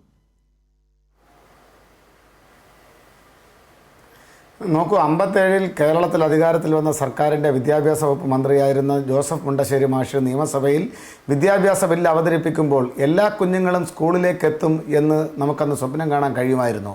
അന്നത്തെ സാമൂഹ്യ വ്യവസ്ഥിതി, അന്നത്തെ മറ്റ് ഘടകങ്ങളൊക്കെ വെച്ചിട്ട്, ദാരിദ്ര്യമായ ഘടകങ്ങളൊക്കെ വെച്ചിട്ട് ഇന്ന് കേരളത്തിൽ നിന്ന് ചിന്തിച്ചു നോക്കൂ, ഒരു കുഞ്ഞ് സ്കൂളിലേക്ക് പോയില്ല എങ്കിൽ, സ്കൂൾ പ്രായമെത്തിയ കുഞ്ഞ് സ്കൂളിലേക്ക് പോയില്ല എങ്കിൽ ഇന്ന് സമൂഹം അന്വേഷിക്കും, നിരീക്ഷിക്കും. അവൻ എന്താണോ കുറവ്, ആ കുറവ് എത്തിച്ച് അവനെ സ്കൂളിലേക്ക് എത്തിക്കും. ആ രൂപത്തിലേക്ക് ഈ നാട് മാറിയിട്ടുണ്ട് എങ്കിൽ അത് ഈ നാട് ഭരിച്ച ഇടതുപക്ഷ സർക്കാരുകളുടെ ആർജവത്തിൻ്റെ ഉൽപ്പന്നമാണ്.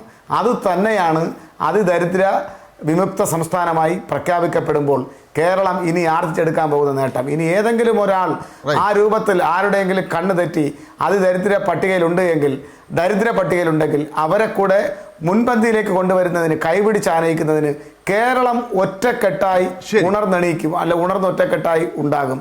ആ ഉണർന്നെണീറ്റ് വരുന്ന ജനതയാണ് അവസാനത്തെ നിമിഷങ്ങളാണ്. ഈ കാര്യത്തിൽ ഞാൻ നേരത്തെ താങ്കളോട് ചോദിച്ചതും പ്രതിപക്ഷത്തിന്റെ ഈ കാര്യത്തിലെ നിലപാടിനെ കുറിച്ചായിരുന്നു. പക്ഷേ താങ്കൾ ഈ മറ്റുള്ള വിദഗ്ധർക്കുള്ള പ്രശ്നം അവർ പറഞ്ഞു കൊടുത്തത് കൊണ്ട് പ്രതിപക്ഷ നേതാവിനുണ്ടായ പ്രശ്നമാണ് താങ്കൾ പറഞ്ഞത്. പക്ഷേ പ്രതിപക്ഷ നേതാവിന് നഷ്ടമുണ്ടായത് ഈ ദിവസം ആര് പറഞ്ഞിട്ട് കേട്ടതാണെങ്കിലും അത് സത്യം തന്നെയല്ലേ? നഷ്ടം ഉണ്ടായില്ലേ? അതാണ് ഞാൻ പറയാൻ വേണ്ടി വന്നത്. എനിക്ക് കൈരളി ടി വിയോടുള്ള അഭ്യർത്ഥന, കേരളത്തിലെ നിങ്ങൾ തിരുവനന്തപുരം മേയർ അല്ലെങ്കിൽ അവിടെയുള്ള ഏതെങ്കിലും ഒരു കോൺഗ്രസിന് പഞ്ചായത്ത് പ്രസിഡന്റിനോ മുനിസിപ്പൽ ചെയർമാനോ വിളിച്ചിട്ട് ഇതുമായി ബന്ധപ്പെട്ട് വന്നിട്ടുള്ള സർക്കാർ ഉത്തരവുകളുടെ ഈ kila.NIC എന്ന് പറയുന്ന വെബ്സൈറ്റിലുള്ള അടക്കം മാനദണ്ഡങ്ങളടക്കമുള്ള സർക്കാർ ഉത്തരവുകൾ അടക്കമുള്ള ഇതിൻ്റെ ഒക്കെ സാധനങ്ങളുണ്ട്. നിങ്ങൾ ഒരു സീരീസ് ആയിട്ട് അതിൻ്റെ സൈഡിൽ നിങ്ങളുടെ ഈ സ്ക്രോൾ പോകുന്നുണ്ടല്ലോ, അതിൻ്റെ സൈഡിൽ അതിൻ്റെ ഈ എന്താ പറയണ്ടേ, അതിൻ്റെ QR കോഡ് കൊടുക്കുക. എന്നിട്ട് ഈ വിദഗ്ധന്മാരൊക്കെ അതൊന്ന് കാണട്ടെ. അതല്ലെങ്കിൽ ഈ അദ്ദേഹം പറഞ്ഞ പോലെ നമ്മൾക്ക് വളരെ ബുദ്ധിമാന്മാരാണെന്ന് വിശ്വസിക്കുന്ന മനുഷ്യർ രാവിലെ എണീറ്റ് എന്നിട്ട് എവിടെയാണ് മാനദണ്ഡം എന്ന് ചോദിച്ചാൽ ഈ മണ്ടത്തരം അടുത്ത ലെവൽ ഇപ്പോൾ എനിക്കൊന്ന് മുഖ്യമന്ത്രി പറഞ്ഞ അടുത്ത ലെവൽ പ്രഖ്യാപിച്ചിട്ടുണ്ടെന്നുള്ളതാണ്.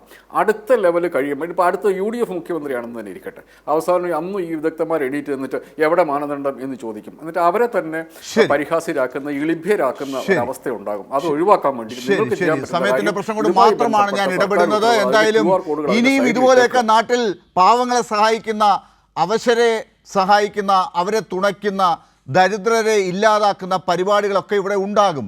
അതെല്ലാം പ്രഖ്യാപിക്കുന്നതിൻ്റെ തലേ ദിവസമോ അന്നോ വന്നിട്ട് ഇതെന്താണ് ഈ കാണിക്കുന്നത്, ഇതൊക്കെ നിങ്ങളുടെ തട്ടിപ്പാണ്, ഇതിൽ മുഴുവൻ കമ്മ്യൂണിസ്റ്റുകാരാണ്, ഇത് ആരുടെ രീതിശാസ്ത്രമാണ്, ഇതിനകത്തൊക്കെ ഇൻഫോർമൽ അനൗപചാരികമായ കാര്യങ്ങളാണ്, കണക്കെവിടെ എന്നൊക്കെ ചോദിച്ച് ആളുകളെ തെറ്റിദ്ധരിപ്പിക്കാൻ ശ്രമിച്ചാൽ പഴയതുപോലെ ആകില്ല. ആളുകൾക്ക് ബുദ്ധിയുണ്ട്, ആളുകളിപ്പോൾ രീതിശാസ്ത്രവും മനസ്സിലാക്കിയിട്ടുണ്ട്. ഈ QR കോഡൊന്നും സൈഡിൽ കൊടുക്കേണ്ടതില്ല ശ്രീ KJ ജേക്കബ്. കാരണം ആളുകൾക്ക് അറിയാം ഇതൊക്കെ. ഇതറിയാത്ത കുറച്ച് ആളുകൾ മാത്രമാണ് ഈ പറഞ്ഞുകൊണ്ടിരിക്കുന്നത്. അവർക്ക് വേണ്ടി കൈരളിയുടെ ഈ സ്പേസ് കളയാൻ തൽക്കാലം പറ്റുമോ എന്നുള്ളത് ആലോചിക്കേണ്ടി വരും. എന്തായാലും അതിദരിദ്ര മുക്ത കേരളമാണ് ഇപ്പോൾ. അത് ഇനി ലോകം മുഴുവൻ പഠിക്കുകയും പറയുകയും ചെയ്യും, ആർക്കൊക്കെ ഇഷ്ടപ്പെട്ടാലും ഇല്ലെങ്കിലും. അപ്പോൾ ഭരിക്കുന്നത് മുഖ്യമന്ത്രി പിണറായി വിജയൻ തന്നെയാണ്. ഇനി അങ്ങോട്ട് ജനം തീരുമാനിക്കുകയും ചെയ്യും. വളരെ നന്ദി. ചർച്ചയിൽ ചേർന്നതിന് advocate D. Suresh Kumar, N. Sreekumar, KJ Jacob, professor Jiju P. Alex. News and views അവസാനിക്കുന്നു.